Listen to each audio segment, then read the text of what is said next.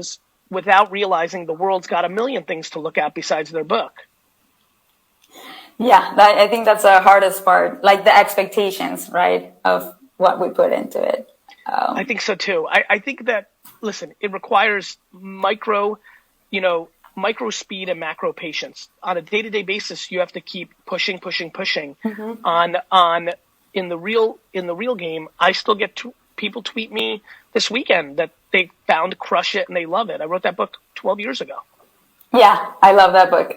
Well, thank you so much for writing it. You're welcome. I think that you need to really think about it. What's in it for the other person?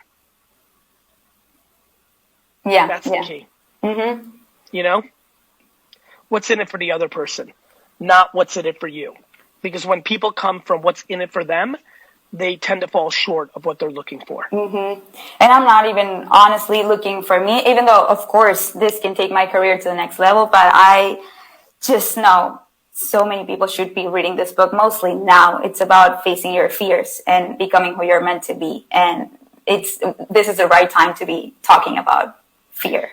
You need to be reaching out to every podcast, every platform you can, and getting out there and talking about it, whether that is a podcast that has 200 listeners or whether it has 3,000 listeners. You need to be in constant motion and constant promotion, and figure it out. Yeah, definitely. Thank you, awesome. Gary. Good luck. Take care. Have a great day.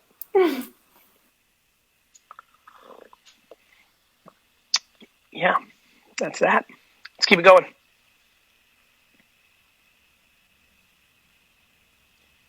You're on mute, Bella.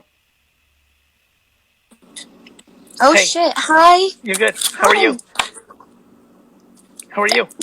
I'm good. Hi. Thank you. Sure.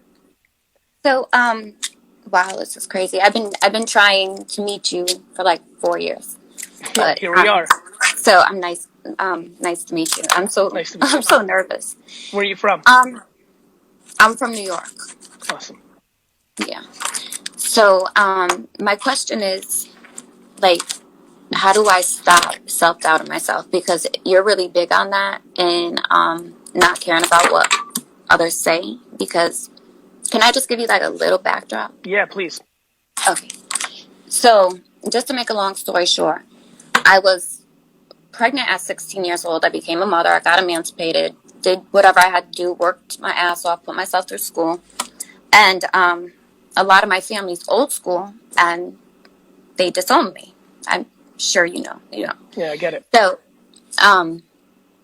and I had a great career, but I was still in that relationship with that person because I didn't want to hear my family being like, "Oh, we told you so," or whatever, because they're all yentas. They all do this. They all do this shit. Yep. So, it was a really bad relation, like really bad, abusive. If I knew better, I would have done better. But I want to use my experience to help like other women and even men, because men get abused too. Females could pull some shit on some men. So 100%. I mean, kids and stuff like that. But so I was working in the emergency medical field. I was working in-house and I was working on EMS. And the last time my children's father assaulted me, he basically left me for dead. And I was working. I thought everything was fine, just bruised up or whatever. And I ended up having a grand mal seizure on shift. So I'm right there, like my whole career, just fucking gone, done. Because how can I take care of anybody? You know what I mean? The seizures weren't under control. So they found out that it was blunt force trauma to the head, what have you.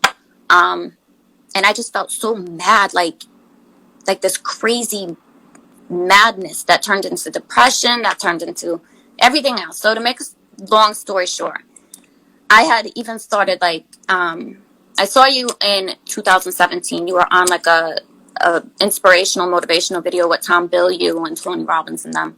And I used to watch this video every day, because I was so depressed. And it really did help like save my life. So I thank you for that. So with my time off of, I have a 15-year-old and 11-year-old. I'm out of work. I wasn't able to refresh like all my stuff. And so I took the time. I was like, you know what? Let me try this life coaching thing. This was like a couple of years ago. But I wanted to do like a live course. So anyways, sorry if I'm talking too fast, No, interrupting. I'm go ahead, do your thing. Okay. So I had took the life coaching course for transformational solution focus, but I'm like, damn, Belle, like, how are you going to do that when you're not there? So I had to like start healing myself. But I've always, with my past line of work, it was something in me. Even though whatever was going on at home, when I went to work, You turned on. man, it was like everything, nothing mattered. That was your escape, right? Like That you think about a lot of athletes talk about, you know, with all this shit going on, but when I was on the court, I was able to zone in. And by the way, I'm the same way with work. So you were able to, that was like your escape. That was my escape, but it was also so rewarding. Like I always had like outstanding service awards and stuff. Like I went It was beyond. your zone. It was your zone. And you know, I worked behavioral health. I branched off into so many things, and then it was just like taken like that. So after, you know, I had to go see somebody for depression, and I know like a lot of people are watching this, but it's like my first time really like talking about telling somebody I don't know like that. I did make a couple videos on YouTube because I just wanted to use my voice to get it out there, because even if there's a 16-year-old girl right this minute that, you know, just found out she's pregnant and her mother's screaming, you know, get out the house. Yep. Maybe it'll help her, you know what I mean, to know not to go until you're 11 years later with this dude, 2 kids later, and then, you know what I mean, like everything was Of course I know what wrong. you mean. One of the things I talk about in a far less crazy scenarios, far less intense scenario, is people don't fire people because they don't want to be wrong in front of everybody else's eyes. You stayed in this really terrible situation because you didn't want everybody's opinions to be right over you when they were judging you at such a young age. People live their lives based on other people's opinions. This is like so much of what my, you know, framework is to talk about, because I don't want that to be the case, because you probably stayed in that god awful relationship for 7 years, 8 years, 9 years too long, because you didn't want your mom and grandma and aunt and cousins to be right.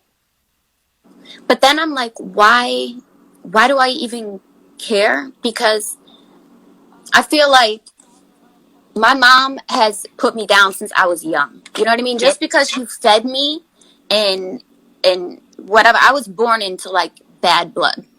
It's just what it is. Less about bad blood. You were born into a situation where, based on what you're saying, your mom was in a bad place, and so misery loves company. Like misery loves company doesn't exclude family. It often puts family in the front lines. Right, exactly. Which, I mean, that framework probably led to a lot of your decision making in your early teens. Yeah, because I was trying to get out of, you know what I mean? Yes, I do. I guess my question is, so I was like, okay, you know, let me try a public speaking. You know, I had went to a college in Connecticut and spoke about sexual assault and stuff like that on Take Back the Night. And I had went to a high school and talked to a few upperclassmen, but I don't know why I'm like so nervous right now, because it's you. Don't be. But I want to, you know, I'm not in a situation right now where I can go and open up shelters and stuff like that, but that's what I want to do. I'm 40 years old, you know what I mean? So you got tons of time. I feel like I missed so much time staying stuck, depressed, and all fucked up in my head. Sorry, I cuss a lot. Who you talking to? Yeah, it's you. You know, but listen, I think on the flip side, you have an ungodly amount of time in front of you. Yeah. I mean, you have 50, 60 years in front of you. So the first thing you have to do is... I'm not going to live to be 100 years old. Why not, Bella? I don't know. You know, I got to think more positive. I really need to think more positive, because it's like I'm trying to help other women. Like, I want to go to a shelter. And I was just thinking about this the other day after watching your show. And even like pro bono, be like, listen, if there's anybody here that doesn't have insurance or whatever, sometimes, you know, people don't want to talk to counselors, and they don't want to talk about what's going on in the house because DCF or CPS or the woman's afraid her man's going to beat her ass when he finds out. That's right. I've been It's there. fear. Of You course, know what you I'm lived it, saying? which is why And, your voice is important, because you come from a place of credibility. but I just don't know where to start because I don't Let me talk help to. you. Oh, The place to start is the internet. I know. I was. It took me forever to just make that video on like the first time he assaulted me, and then I got Of like course, comments. it wasn't about the video. It was about what you were saying. I mean, that's a Yeah. deep pain and a very secretive structure. It didn't take you forever because you don't know how to make a video or YouTube is scary. It's what you were saying was scary. Yeah. Yeah. I mean, And you were in a framework for a decade of a fear cocoon that, I mean, you went from one scary place to another scary place. I mean, this is your time to finally like really breathe. it's like I want to, you know what I mean? But it's like, how do I network to get out there to, I feel like shit charging for life coaching. I understand. Of And course then I know it's what such you a mean. diluted fucking field because you have, and forgive me, but you have 17, 18-year-olds taking a over the weekend class and boom, hey, I know, listen, if I tell you I've been through some shit, that's good for them to learn. But it was like, I'm like, damn, there's so many life coaches. I don't even know what the fuck to do. So I kind of fell back where I was like, you know what? I don't know. Maybe I'll just go back into the emergency field. But I'm worn out from that field. And then being in the relationship I was in, I started very young, like I said. When I have 2 children here, I'm a single mother. Yeah, Like, listen, Bella, you're 40 going on 90, who's going to live to 90. So you've got a lot of I have a lot of compassion for where you're coming from. This all makes a ton of sense to me. Everything feels really true and facts. I think a couple things. One, you can't worry about how many other life coaches there are because that has nothing to do with you. right. That will play out. That's the reality the self-doubt in me. I know it is. That's why I'm bringing it up. Like, that's not going to, you're going to have to keep, the fact that you're starting to put these things out, the fact that you recognize those truths, you're already halfway home. You have to understand, a decade ago, you were still in that, 5 years ago, you're in that cocoon. You're not even in this place. You're in such a great place right now. You need to build on top of this. But the only way you're going to do it, it's similar to working out. You have to put in the reps. You have to make the content. You can't go and, you're not going to go, you're not building a clinic yet. Right now everything's closed. So you're not going much to many places. But what you can do is attack the foundation of putting out content and sharing your mind. I want to write a book. That's fine. But start with putting out content. Okay. And I just started to. You have to do it often, a lot, and for a period of time, and then you can build on that. Listen, I think of life like poker, even though I'm not a poker player, but I do understand what this part is. Some people are handed 2 aces in their, when they get the first 2 cards in poker, and they lose. Right. They misplay that hand. Right. Other people get a 3 and a 7 offsuit, a shit hand, but they literally figure out how to win that hand. Right. Clearly taking you for your word and like the story you're telling, like your foundation was maybe a 3 and a 7 offsuit, a tough hand. However, the reality is you can win that hand. And right now you're at the part where you're starting to really have a foundation to give yourself a chance. What you're going to need to do more than anything else is not think about all the time you wasted. You have to think about all the time you have. Because if you get yourself caught up in all the time you quote unquote wasted, you're going to become impatient and you're going to do dumb shit because you're going to try to make it happen too fast. Right.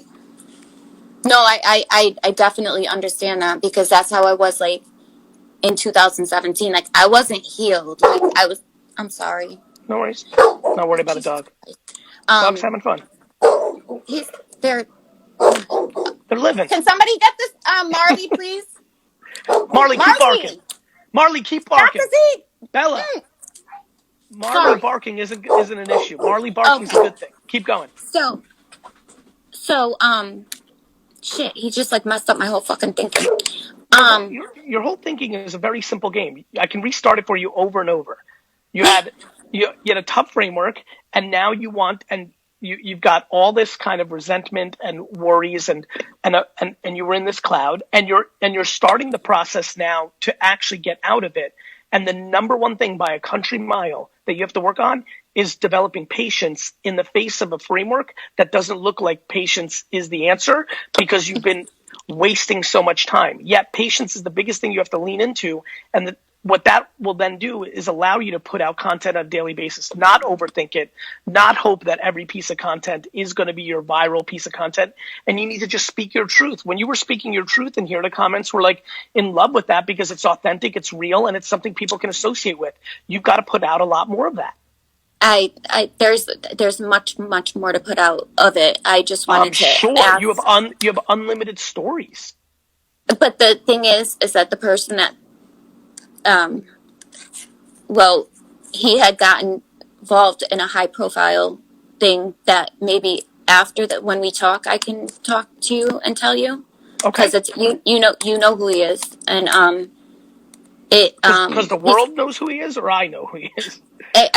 Everybody knows, and it's kind of like it's that's why I stalled, because I got depressed, and I was like, oh, now this bitch goes and does something with a famous person. So basically he was with a famous person, and you go and murder somebody, and I'm like, what the fuck? Like I wasn't gonna put him on blast anyways, but I kind of felt like, damn, like, listen, you know why? This is clearly a deep fucked up situation, right?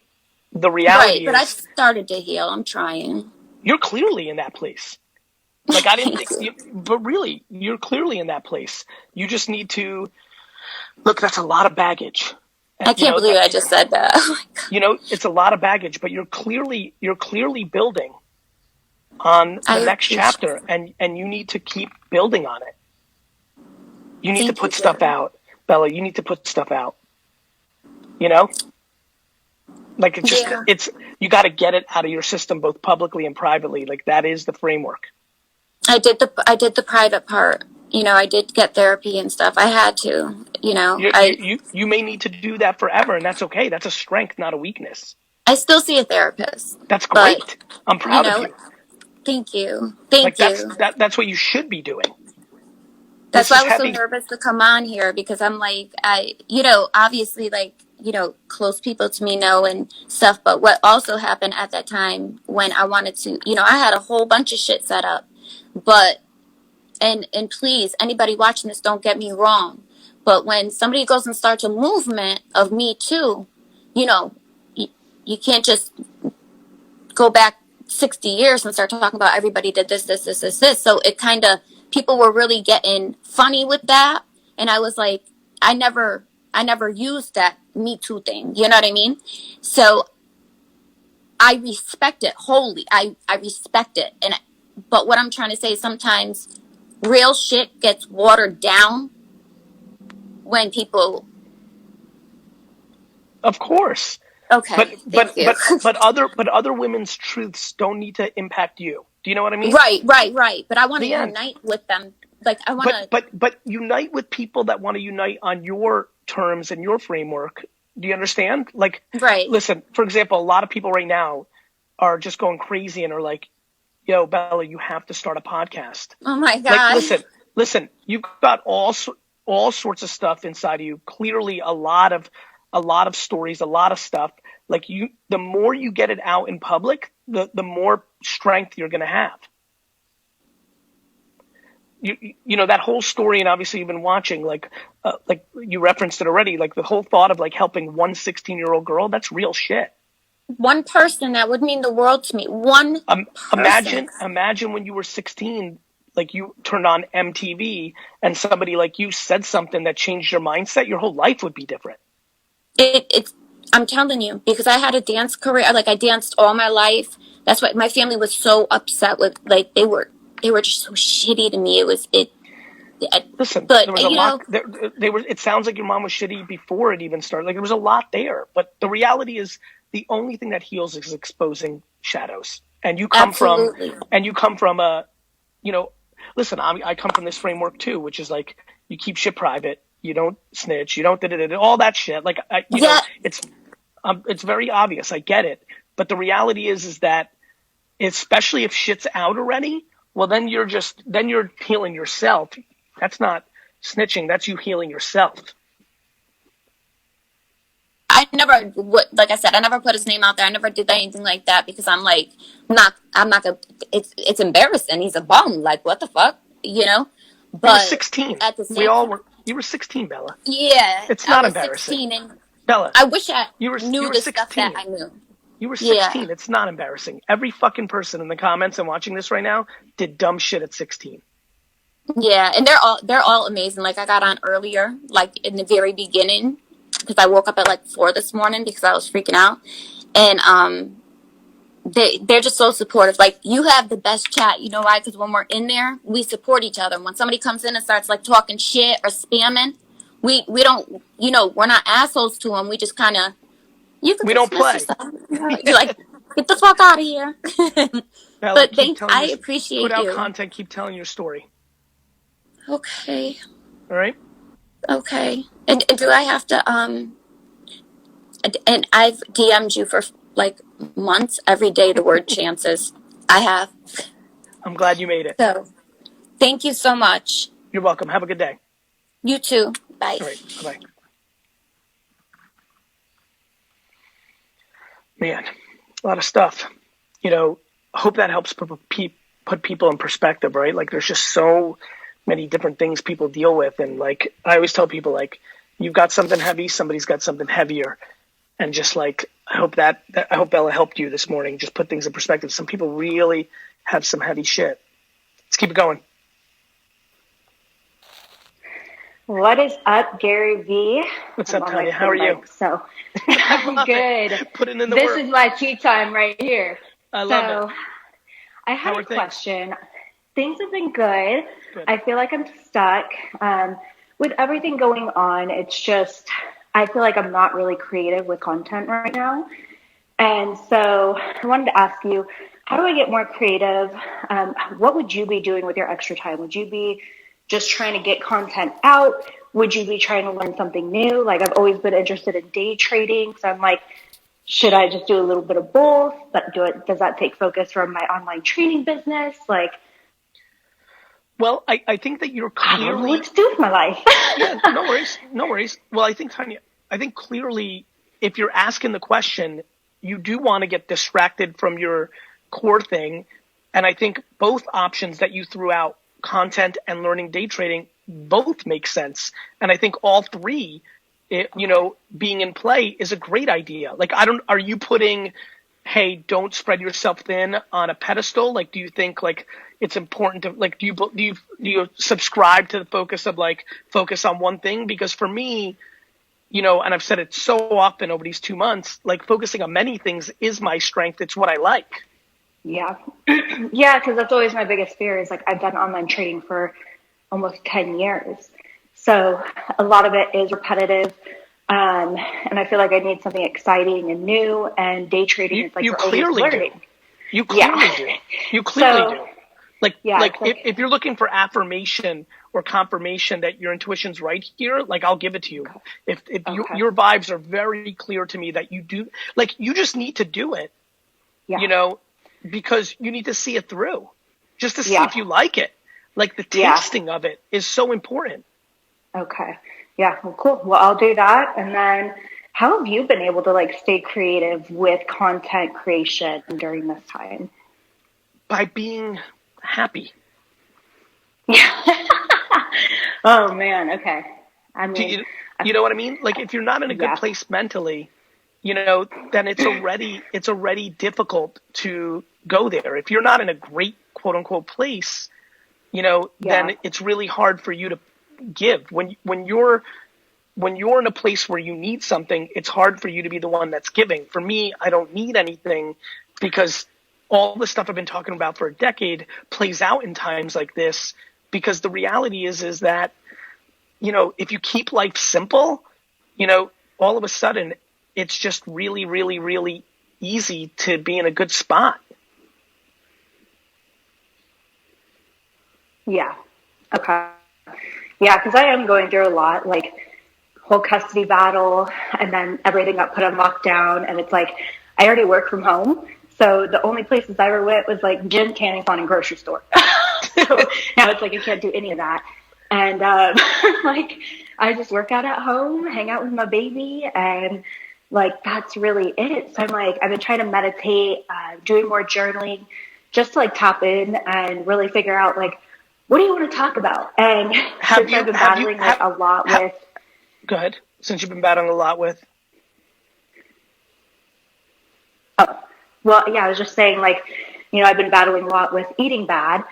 So I've been like doing like full of shit Fridays, like, you know, telling everyone like, yeah, I keep telling myself I'm going to do better with eating, but like haven't been able to do my intermittent fasting or stay away from ice cream or wine.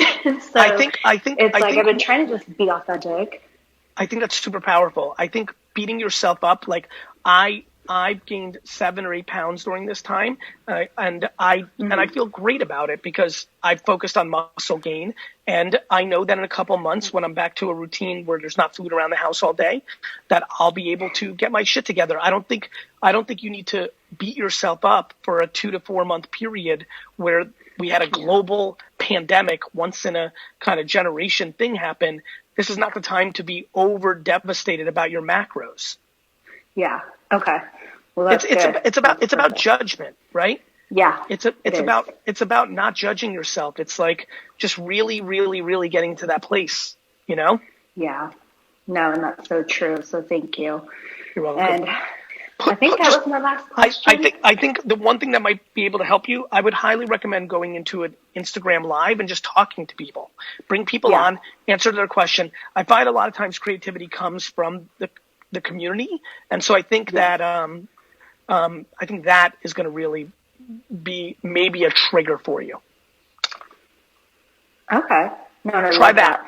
I honestly thought about that last night. So try that. Awesome. Well, awesome. Good luck. I will. All right. So take care. Thank you. I appreciate. Got it. All right, let's keep it going. I like the workout Q&A. Harry, how's it going? It's going well, brother. How are you?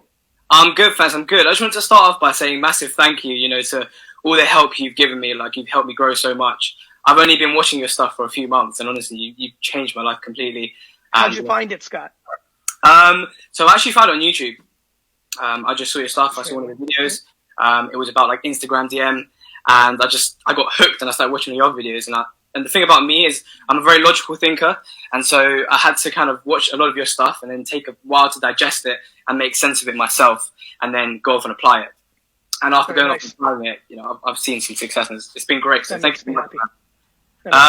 What can I help you? My question is, I know you're very big on producing at least like sort of 8 to 15 pieces of content a day, and so I'm a music artist and also a club promoter, and this is something that I'm like really struggling with. I'm really not too sure how to hit that number. I'm only doing like sort of 4. Well, the number, Scott, the number is theoretical. I wish you could put out 100 pieces of content a day. And by the way, the more platforms you're on, the easier it is to put out content. And when you're on Twitter, where that content may be 5 or 6 thoughts that you just write out in written form and not a fucking YouTube vlog, all of a sudden that number becomes more obtainable. The numbers are arbitrary. I've thrown out 8, 15, 4 a day, 30, 100, 64. Those are just numbers that are kind of theoretical. Right. What I'm trying to do is get people to get into a comfort zone of understanding the more you're able to actually create and produce, the more likely something will happen. Something happens when you put something out. I always think this all the time. The amount of music artists that were meant or could have been one-hit wonders or had a real career, but they cut one song out of their album when they put out their first ever album. Yeah. And that was the song that was destined to be a top hit. And then it never happened. Well, that sucks. But with the internet, that doesn't need to happen. Everything should be put out. Right. And I know you always talk about context as well. Is that where that comes into play as well? Correct, because the way to win on platforms is understanding how TikTok works differently than LinkedIn, that works differently than Twitter. So the context of the platform a lot of times is going to be the variable of success. It's why I always say, watch what I do, not what I say. Like, why am I trying so many different formats on Instagram, on TikTok, on Twitter? Like, why am I doing that? I'm not doing that for my health. It's because I'm testing, trying different things, doing different things, and those things lead to observations. My latest content pillar on Instagram is these sketched, kind of pictures of me with quotes, and they're outperforming the ones that look like tweets. If I didn't think of to do that, which came from an insight that I got from a wine text ad that me and Dwayne on my team created. So like, if you're not constantly in motion and trying, you're not gonna find the thing that's gonna be your breakthrough if you keep doing the same shit. People hit me up all the time. They're like, Gary, I put out 1,000 pieces of content. Like you said, it's not working. And then I go look at their Instagram and it's all the same kind of content. I'm like, the market told you a long time ago that they don't like that. Yeah. Okay, I see. And what platforms would you recommend most? All of them. But for an artist, TikTok, Instagram, YouTube, Snapchat, Twitter, they're all in play. I see. And is it kind of like, because I know you did your daily V, and that was literally just like a whole day of you. Is it kind of like that, just sort of split up into different parts across multiple platforms? I mean, that worked for me because after 7 years of doing content myself, I was able to afford hiring somebody. And then once you hire somebody to film everything you're doing, and you're a kind of person like me that's busy every fucking minute for 15 hours a day, that led to a lot of content. That's not the reality for a lot of people. Yeah. But, filming you promoting a club or doing a show from coast to coast, that's kind of interesting shit. So maybe, and by the way, I hired somebody and paid them, but a lot of people would do that for free because they just want to be close to that action. When you're in music or you're in club promoting, that's fun life. And there's a lot of people with a camera that are willing to fucking do it for free because they could never get that close to that coolness. And so there's just a lot of ways to attack it. I see. Okay, well, thank you so much, Gary. That's really helped a lot. You're welcome, mate. Listen, don't overthink. Make. Okay. Got it. You being that logical, you're going to outthink yourself. And in that thinking was the time to make. Reverse it. Realize you'll have better thoughts if you learn from what's working and not working. I think a lot. I just make and then consume and then think. I don't have the audacity or ego to think I'm going to figure it out myself before I put it out. I put it out and then learn from the reaction. That's how I think. That's the reverse. And I think you need to consider that. Right. So you're listening more. You're listening. And what that takes is humility. Yeah, sure. Okay. Thank you so much, Gary. You have to have the self-confidence to not get the likes. Yeah. Awesome. Thanks for that, mate. Thank you. You're welcome, mate. Take care. Take it easy. All right, let's keep it going. Gary, what's up? What's good, bro? What's your name? How's it going? Jake. Jake, real pleasure. Definitely, real pleasure. I got the mug life going on this morning. I love that, bro. Is that a Mario? It is. It's a Super Mario mug. Heck yeah. Hashtag mug life. I saw the quick stones, and I fucking knew it. Awesome. So I am Jake. I have a YouTube channel, and we do comedy sketches and stuff like that. My biggest question, to kind of piggyback off of Scott's question, a lot of what I've been doing recently is just kind of doing that, putting out, as much as I can, good quality content, what I want to do, what I know my audience is going to like. It's helped grow my TikTok.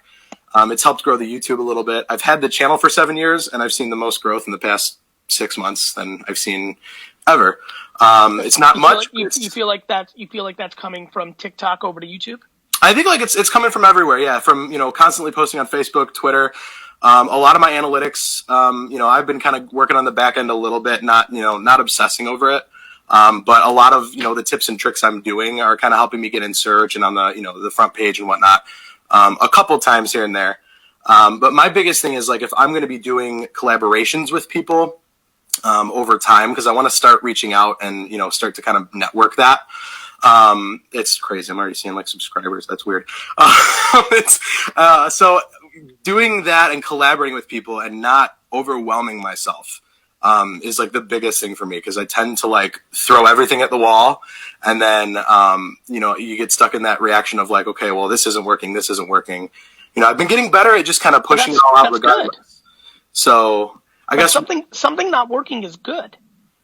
Definitely. That's No, where let's stay here, Jake. Like, if you don't have the expectation that this collab or this execution or this tactic is going to change everything, and you just like the fact that you're trying new shit, yeah.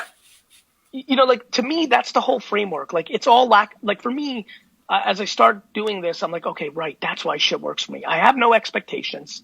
Right. I get excited to learn. Yeah. Yeah.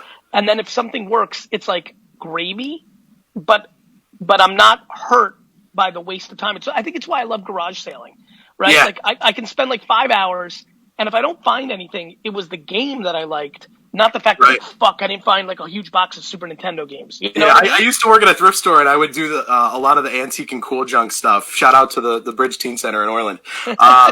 It was literally like one of my favorite jobs, and it was like just seeing all that stuff kind of got me inspired to start, you know, like looking into that and collecting like vintage stuff. And, you know, that's when I found you on YouTube, and then I found out my dad's followed you for 10 plus years. I'm like, oh my God, like, this is crazy. And I'm like, I got to start getting into this guy. And it was just when I started listening to that advice, it started working. And it just seems the more that I, you know, I'm reaching out with people and doing that, it's where that overwhelming, don't too much, you know. No, you're not doing too much. You're doing too little. All right. Okay. Good to hear. I'm being serious. Yeah. You're not doing too much. You're doing too little. This is like all I have. Like, I literally, I dropped out of college. I lost my job in retail management, and I'm never going back. Good. Like, that's been my motto. So the answer is you're doing too little. Right. What you're doing is you're doing too little, and you're judging yourself too much. Right. Yeah. I posted a thing on Reddit yesterday, or like 2 days ago. I took your advice. I just screenshotted some tweets of mine that were motivational, that were like, hey, like, pump up, like, you know, like, fuck the noise. Who cares what everybody else says? Do what you want to do that makes you happy. And like within 2 nights, it's like each of them, it's like at 100 likes, 100 upvotes each. It's like, it's slowly starting. I'm seeing a couple Twitter followers come in, you know. Reddit is an amazing community. Yeah, man, I would have never thought, you know, I saw that old pamphlet. That's it. You're doing too little and you're judging too much is the mantra to so many people. Right. Like, I mean, I've heard you say it a million times. Yeah, but in the way I'm saying it now, it even hits for me. Like, I haven't said it exactly like that. Like, I haven't said you're doing too little. Like, I've macro said it, but in the specific, no. Like if you have a dream to stand on your own 2 feet and fucking like live this life based on what you want to do, you're never doing enough. It's that you're never doing enough, but your mind has to tell you that you're not beating yourself up for not doing enough. It's okay. Like, it's about self-love and heavy execution. Okay. You're not stretched thin. You wouldn't, like, everybody's worried, like, oh, damn, if I just focused on one platform. But they all intertwine. Things you learn on TikTok are going to help you on YouTube. Something you do on YouTube comments helps you on Twitter. It's more complex than that. And so it's about the lack of judgment and not being crippled by having too many things in the air. Okay. See, that's the biggest thing for me is like, I look at it way too literal. Yeah. And I'm like, okay, if I'm spitting out all these ideas, I have to execute, you know, and it's just. Yeah. Even the way you set up, like, I'm looking at my analytics, but not too much. Like, bro, I've been in it for like secretly, years. Yeah. Ready for this? Exactly. Bro, you're not going to believe this. 12 years. I don't think I've spent 20 minutes on analytics. I have no fucking idea. Right. By the way, but I could be better. Knowing that makes me know that I don't have as much juice on YouTube as I could, because that's a very analytical game. I don't give a fuck. A lot of the people I'm following is saying exactly. They're saying if you're going to be worried about that, you're worrying too much about, you know, what people that aren't following you want. So 100%. You have to create. Yeah, that's all I want to do. I want to inspire people to create and love. So I appreciate it, bro. Definitely. Take care, Jake. Stay well. Bye-bye. Bye. Big shout out to the comments. Dog Hustle, what is good? Behind the Lens, great to see you. Zach Drew, good to see you. Luca C, good to see you. Dusty Buff 44, what's good? The Sony Vega, great to have you here. Jara, thank you for being here. Josh Andrews, I appreciate you. Really, really glad you're here. Crazy Caleb, what's good? Janine Bernard, hi. All right, let's keep going. Gary V. Trav, getting in that H2O. Getting that a gallon a day, man. Listen, so the wrestling shit behind you is incredible. What's that? The wrestling shit behind you is insane. Bro, I painted that mural. I know you'd like it.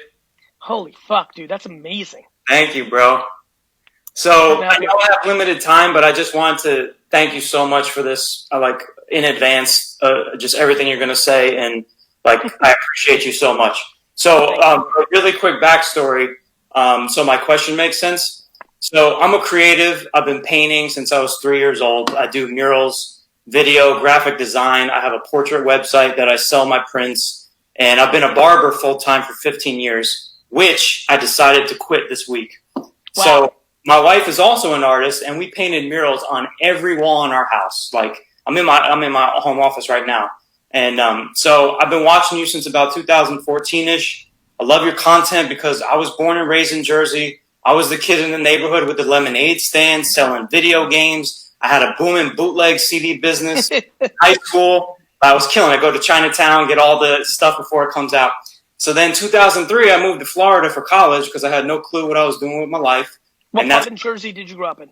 I was Passaic County. Love it. What town? West Milford. Yeah. And then, I started barbering in the hallways in college, to make money as a college kid. So I got a lot of clientele, and I opened up my own barbershop on the campus while having my own custom t-shirt business with my artwork on it. And then I started making YouTube videos in 2009. And this is where my question comes in. I started doing that for fun, with my friend at the time. And I taught myself how to film and edit, and he would rap about 90s cartoons, and I would paint whatever he rapped about. So we had over 150 videos on YouTube. We started getting some traction. I would do 5-foot paintings for huge YouTubers of their favorite cartoons or whatever they're into. I'd try and build relationships, and I'd spend $200 for shipping and send it to them as a surprise to their P.O. box. And they would open it on camera in awe and shout me out to their millions of subscribers, and my inbox would explode. I'd get, more subscribers, and it still works today because a couple months ago, I did a drawing of Ric Flair, and he ripped it off my Instagram, posted it on all his social medias, and and shouted me out. So I was like, woo! You know what I'm saying? And so we got up to 44,000 subscribers. We got millions of views on the channel, and then brands started reaching out. So I was on The Tonight Show with Jay Leno. I worked with Ford, Jolly Rancher, met Rob Dyrdek, and a bunch of celebrities. And my goal was always to have a show on MTV. So eventually, MTV reached out to do a reality show about my artwork. I quit barbering the day I got the phone call. We filmed for 3 months. They edited it, and then they shelved the show. And I became good friends with my cameraman, and he said there wasn't enough drama because I'm a clean-cut guy.